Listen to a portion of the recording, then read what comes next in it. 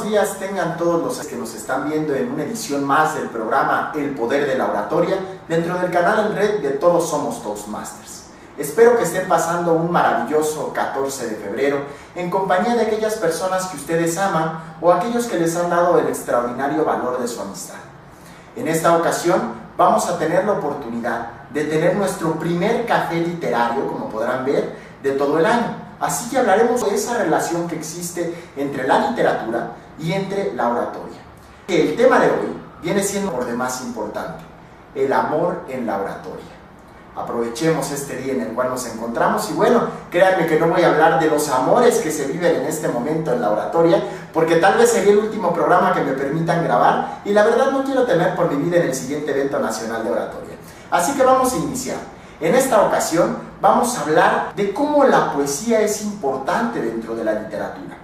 ¿Quién no ha leído esos extraordinarios poemas? Amado Nervo, Pablo Neruda, Rosario Castellanos, Jaime Sabines y muchos literatos más que demostraron sin duda que existe la posibilidad de reflejar los sentimientos a través de las letras.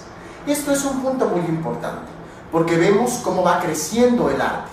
Primero empieza escribiéndose el sentimiento a través de palabras y posteriormente puede llevarse ante una audiencia, que es el trabajo que pueden realizar aquellas personas que se dedican a lo que viene siendo la declamación. Y aquí quiero plasmar en una primera instancia la diferencia que existe entre un declamador y entre un orador. Esta es una pregunta que se presenta sobre todo en aquellos que están iniciando dentro del arte de la oratoria. ¿Qué es diferente? ¿Cuándo se sabe que una persona declama y cuándo se sabe que una persona está dando un discurso en el caso de la oratoria? Aquí quiero mencionar que lo diferente viene siendo la manera en la que se expresa el mensaje.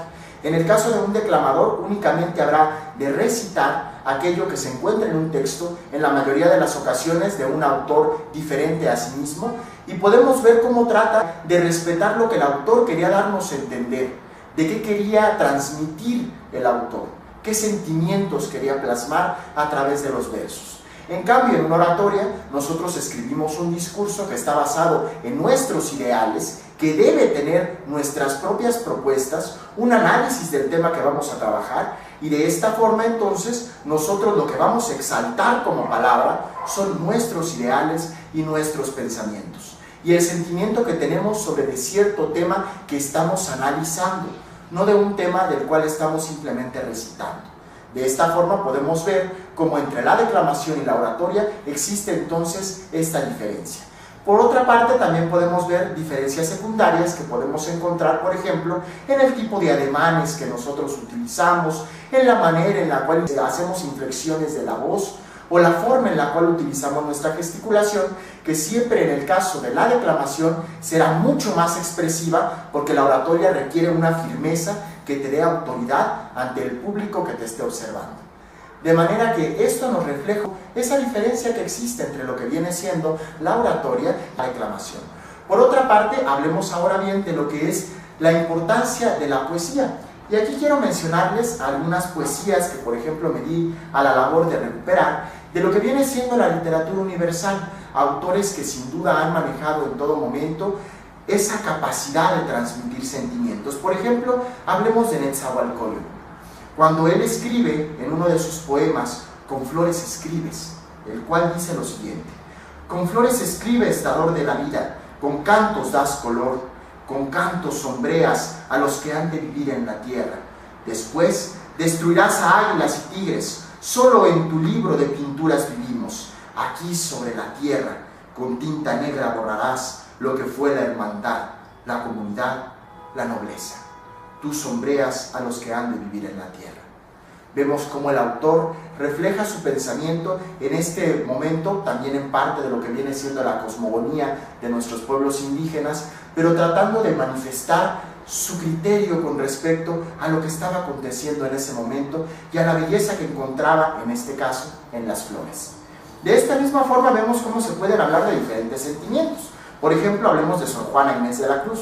¿Quién no ha escuchado ese famoso poema de hombres necios que acusáis a la mujer sin razón, sin ver que sois la ocasión de lo mismo que culpáis? Y entonces aquí vemos esa crítica social que ella realiza en contra del machismo que se tenía contra la mujer, la manera en la cual la mujer En cierta forma era víctima de aquello que los hombres tanto buscaban, pero que posteriormente pensaban que tal vez era por facilidad o que la persona era simplemente ligera y que por eso daba su amor a cualquier persona, cuando en realidad ellos estaban buscando eso.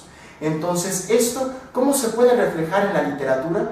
Bueno, vemos que más bien la literatura es un espejo de la sociedad en la cual vivimos. Y por eso es importante a veces darnos la oportunidad de un poco de poesía. Y por qué no en este Día del Amor y la Amistad, hablar por ejemplo de Pablo Neruda, con aquel famoso poema de Me gustas cuando callas. Es una cosa bellísima. Me gustas cuando callas porque estás como ausente. Y me oyes desde lejos y mi voz no te toca.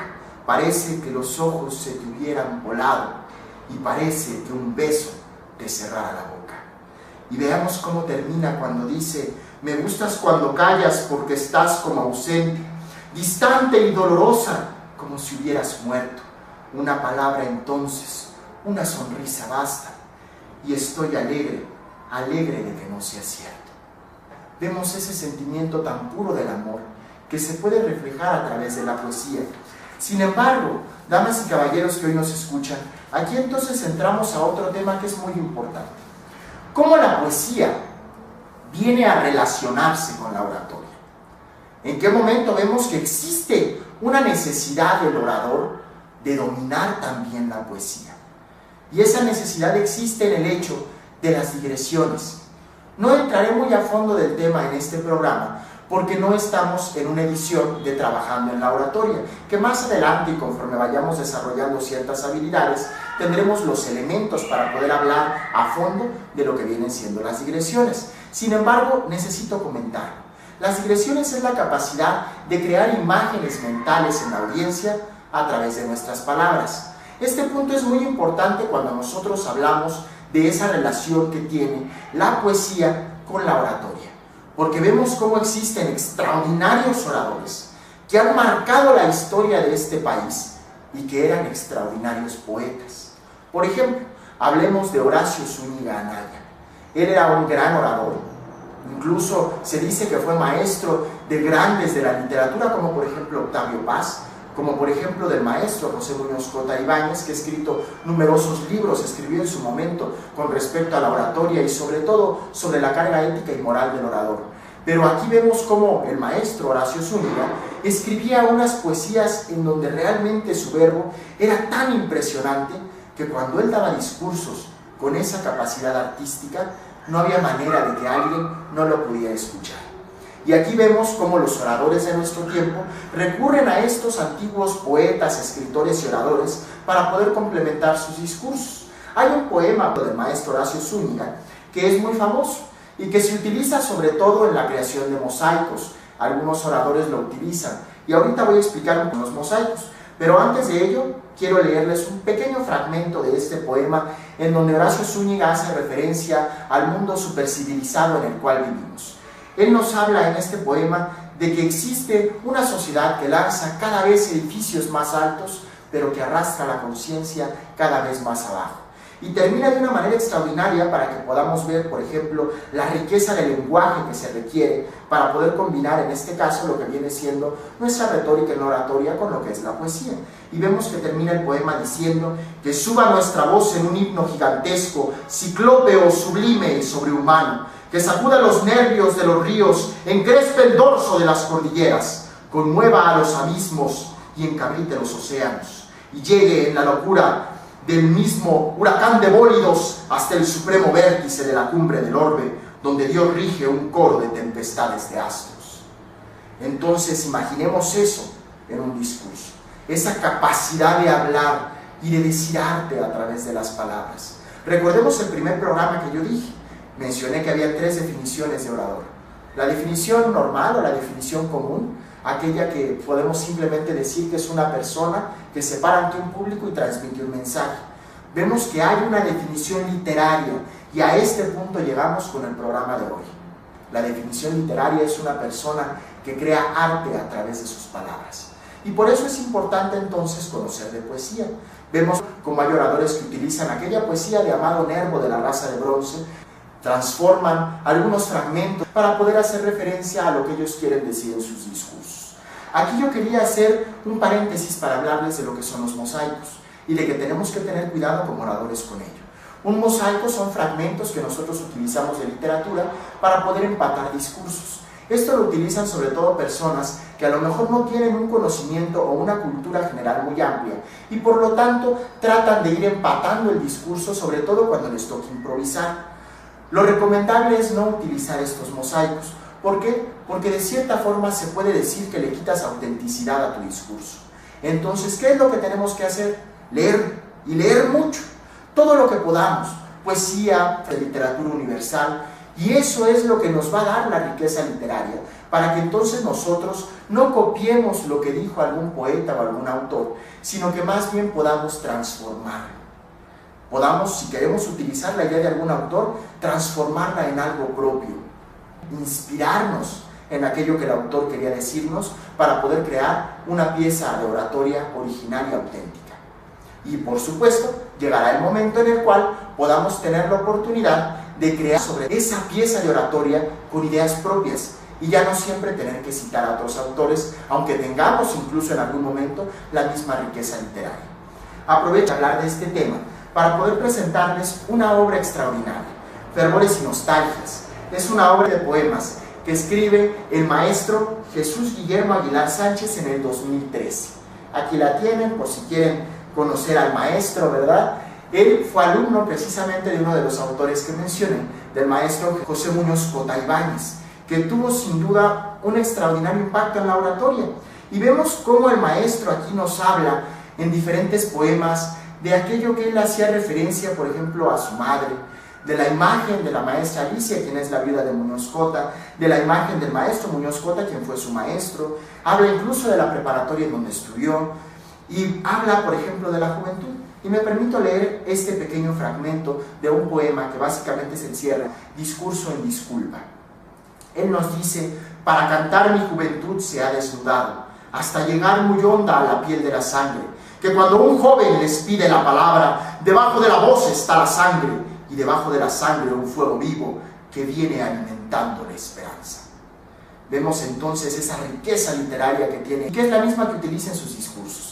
Y entonces podemos ver cómo es importante tener esa comunión entre la poesía, por supuesto la literatura universal en todas sus expresiones, y la oratoria.